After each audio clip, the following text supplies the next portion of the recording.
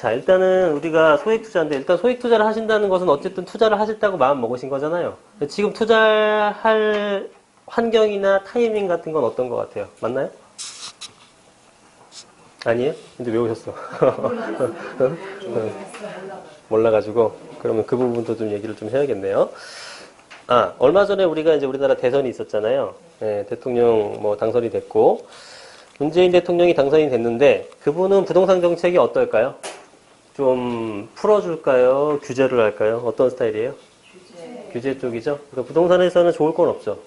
그죠? 그래서 부동산에서 좋을 건 없지만 그렇다고 뭐 특별히 악재는 아닙니다. 왜냐면은 지금 뭐 보유세 인상이다 뭐다 몇 가지 얘기한 게 있지만 실질적인 정책으로 해서 시장에 반응이 나타나거나 국회를 통과하기까지 좀 시간이 걸리는 부분도 있고 또 사실 어느 정도는 이번 대선 같은 경우는 예측을 했잖아요. 그래서 그냥 대응을 하면 됩니다. 뭐 그 사람이 될 줄 알았고 어느 정도는 그렇기 때문에 어떤 뭐 충격을 받거나 이럴 정도의 사항은 아니라고 봐요. 자, 그러면은 지금 우리가 이제 2017년도가 됐는데 2017년도 지금 약간 흐름을 볼까요? 이거 한 10년 전부터 보죠. 아니 IMF 때부터 볼까요? 그러면 한 97년도가 이제 IMF가 있었었고 이때가 이제 그 이후에 우리가 되게 힘들었죠. 이 전까지는 한번 쫙 살펴보죠. 재밌겠다. 그 전에 아예 부동산이라는 거에 관심이 없었고요. 정말 특정 계층 사람들, 복부인들이 독점하던 시대였었고요. 그때 하신 분들은 뭐 어마어마하게 벌었죠. 그죠? 당시에 양재동이라든가 우리 그 서초동, 강남, 역삼 이런 쪽 라인들이 60년대에는 정말 몇십 원 이렇게 사신 분들도 있고 몇백 원 뭐 이런 정도의 단위에 섰단 말입니다. 80년대 들어서도 100만 원 미만도 있었고 많아봐야 150만 원, 200만 원 정도가 지금 4천만 원 이상 다 호가하고 있으니까 어마어마한 거죠. 상업지 같은 건 몇 억씩 하는 거고요. 그래서 우리가 뭐 그렇게 지나가다가 이제 70년대부터 이제 그 여의도 생기고 반포 생기고 이러면서 그때 청약 붐이 한번 왕창 일었었고 그다음에 88년도 올림픽 때 한번 쫙 올랐었고요.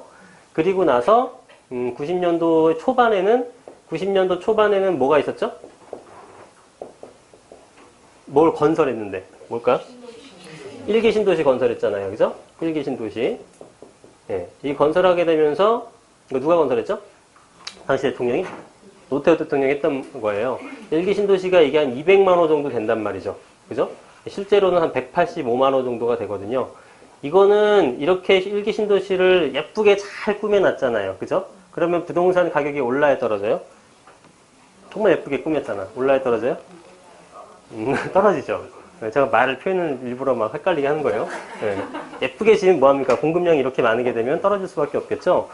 지금 200만 호보다 당시 200만 호 보면은 비율로 따졌을 때 엄청나게 많이 지은 겁니다. 사실 거의 불가능한 수준이었어요. 지금 이번에 그 문재인 대통령이 공공주택을 100만 호 짓겠다고 했거든요. 그것도 저는 사실 좀 회의적인 시각으로 바라봐요. 그 100만 호가 절대 적은 양이 아닙니다. 하기 너무너무 힘들어요. 근데 이제 당시에 200만 원을 건설했단 말이죠. 그때 노태우 대통령 같은 경우가 그 자기 공약을 실천하는 거에 대해서 거의 되게 무슨 히스테리적으로 굉장히 좀 반응을 했다고 해요. 꼭 이뤄내야겠다라는 그런. 그래서 어쨌든 그 바닷물에 썼니 뭐내니 했다곤 하더라도 어쨌든 지어냈어요. 그죠? 근데 일기 신도시가 어디 있냐면은 가장 대표적인 게 이제 분당이고요. 네, 일산이 또 어디죠? 평촌 또.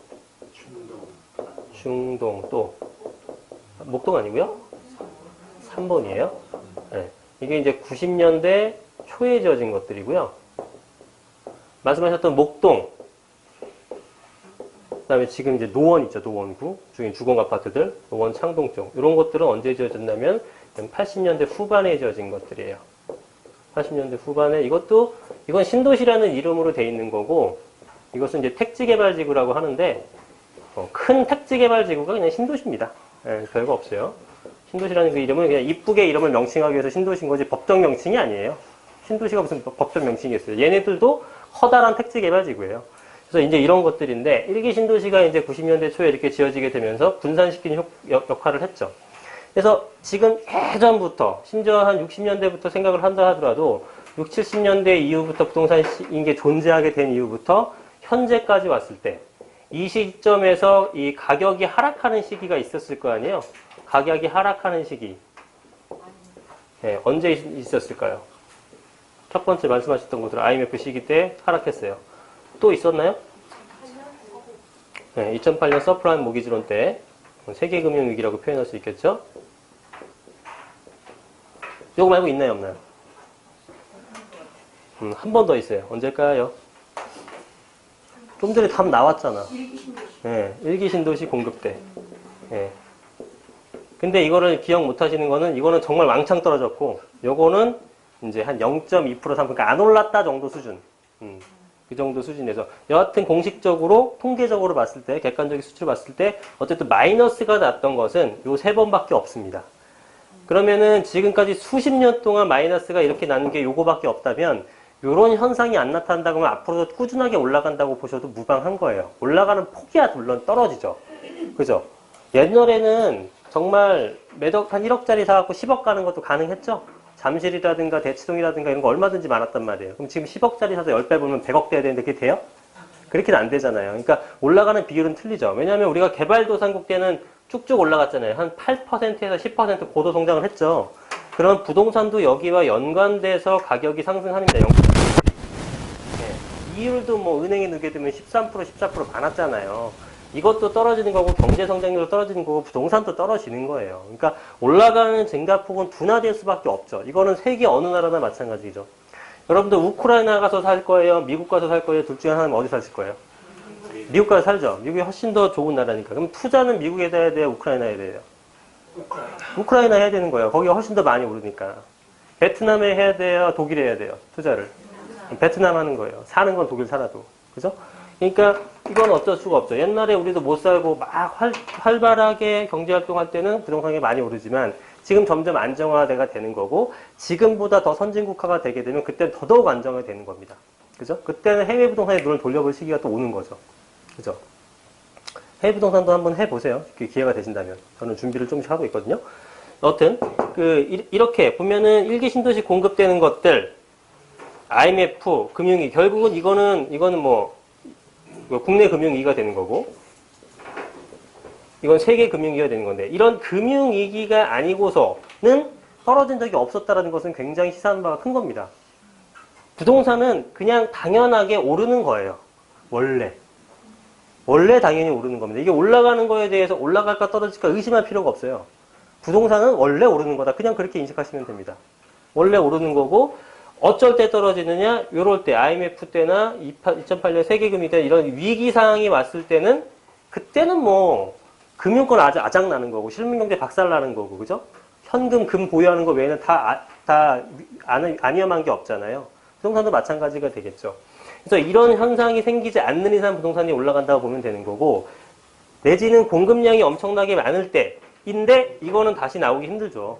지금 어떻게 이 정도 공급량이 나옵니까? 지을 데가 없는데. 지을 데 있어요, 서울에?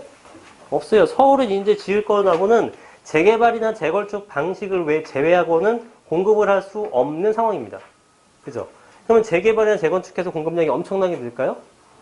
조합원들 다 주고 나면 일반 분양 얼마 남지도 않아요. 거기에 공급량에 비해서 수요층이 엄청나게 많잖아요. 그죠? 네, 그렇게 되니까.